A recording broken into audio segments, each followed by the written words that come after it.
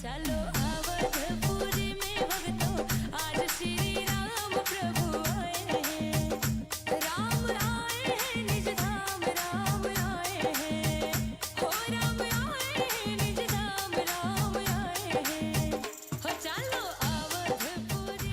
राम जन्मभूमि की मुक्ति के लिए अपना सर्वस्व अर्पण करने वाले राम भक्तों की पहली कड़ी में हमने पूज्य संत अभिराम दास, कृष्ण करुणाकर नायर, परम पूज्य देवराह बाबा, महंत रामचंद्र दास परमहंस और महंत अवेद्यनाथ जी के बारे में जाना।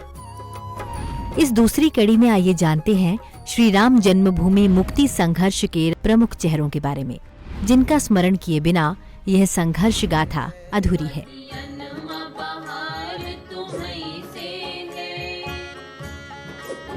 बाला साहब देवरस।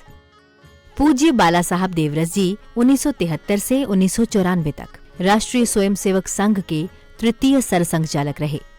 उनके नेतृत्व में ही राष्ट्रीय स्वयंसेवक संघ ने निर्णय लिया था कि संघ और संघ के स्वयंसेवक सक्रिय रूप से श्री राम जन्मभूमि मुक्ति आंदोलन में सहभाग करेंगे और संघ इस आंदोलन में अंतिम पड़ाव तक सक्रिय रहा। स्वयंसेवकों द्वारा प्रांतीय स्तर पर अनेक संगठनों की स्थापना की गई थी। बाला साहब ने वरिष्ठ प्रचारक देकर उन सबको अखिल भारतीय रूप दे दिया। श्री राम मंदिर आंदोलन के दौरान हिंदू शक्ति का जो भव्य रूप प्रकट हुआ, उसमें इन सभी संगठनों के काम और प्रभाव की व्यापक भूमिका रही।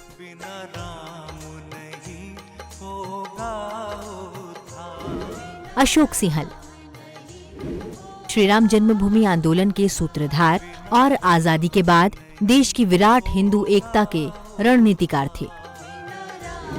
वे 20 वर्षों तक विश्व हिंदू परिषद के प्रमुख रहे। 1942 में वे राष्ट्रीय स्वयंसेवक संघ के प्रचारक बने। अयोध्या में ताला खुलने से लेकर विवादित ढांचा गिराए जाने तक इस आंदोलन के केंद्रीय पुरुष वही थे। अशोक जी ने ही 1989 में श्री राम मंदिर शिलान्यास के लिए कामेश्वर चौपाल का नाम चुना था, जिसके बाद राम मंदिर की नींव के लिए कामेश्वर चौपाल ने पहली ईंट रखी थी। प्रोफेसर राजेंद्र सिंह रज्जू भैया। रज्जू भैया राष्ट्रीय स्वयंसेवक संघ के चौथे सरसंघचालक थे। अयोध्या में राम मंदिर के निर्माण के लिए रज्जू भैया जीवन पर्यंत संघर्षरत रहे। 1983 में कांग्रेस से अलग थलग कर दिए गए कुछ वरिष्ठ कांग्रेसियों के साथ रज्जू भैया ने एक बैठक की।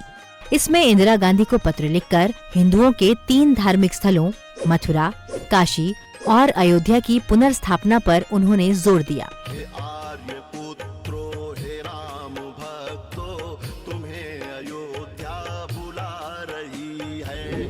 श्री होंगसंद्र वेंकटरमैया शेषाद्री। श्री होंगसंद्र वेंकटरमैया शेषाद्री श्री राम जन्मभूमि आंदोलन का प्रमुख चेहरा थे। 1983 में जब श्री राम जन्मभूमि आंदोलन को गति देने के लिए प्रथम एकात्मता यात्रा आयोजित की गई, तो उसकी पूरी जिम्मेदारी शेषाद्री जी को दी गई। 6 दिसंबर 1992 को शेषाद्री जी बाकी नेताओं के साथ अयोध्या में ही मौजूद थे।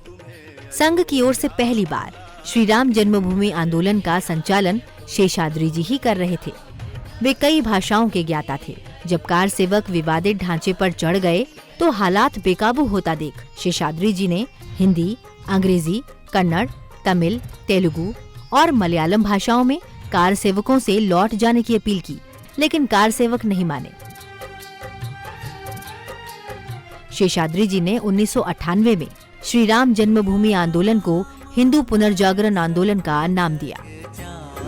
मोरोपंत पिंगले राष्ट्रीय स्वयंसेवक संघ के आद्य सरसंघचालक डॉक्टर हेडगेवार जी के हाथों गढ़े गए स्वयंसेवक मोरोपंत पिंगले जी अयोध्या आंदोलन के शिल्पी थे। उन्होंने अयोध्या में श्री राम जन्मभूमि आंदोलन को राम शिलाओं के जरिए घर घर तक पहुंचाया। पिंगले जी ने एक रणनीति के तहत अयोध्या में प्रस्तावित श्री राम मंदिर निर्माण के लिए 3 लाख ईंटें भारत के हर गांव में पुजवाई। फिर गांव से तहसील, तहसील से जिला, जिले से राज्य मुख्यालय होते हुए ये शिलाएं अयोध्या पहुंची। शिला पूजन, शिलान्यास, चरण पादुका, राम ज्योति यात्राएं सब पिंगले जी के दिमाग की उपज थी। मोरोपंत पिंगले जी के काम की शैली थी सूत्रधार की भूमिका में रहना, कोई श्रेय न लेना, सभी कुछ रचना, लेकिन दृष्टि से ओझल रहना।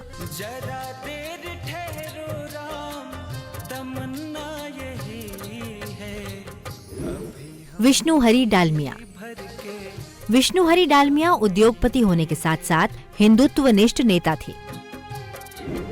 वे साल 1992 से 2005 तक विश्व हिंदू परिषद के अध्यक्ष रहे। 1985 में जब श्री राम जन्मभूमि न्यास की स्थापना की गई तो विष्णु हरि डालमिया को इसका कोषाध्यक्ष बनाया गया। 6 दिसंबर को विवादित ढांचा ढहाए जाने के 2 दिन बाद यानी 8 दिसंबर को उन्हें लाल कृष्ण आडवाणी, डॉक्टर मुरली मनोहर जोशी, अशोक सिंहल के साथ गिरफ्तार किया गया।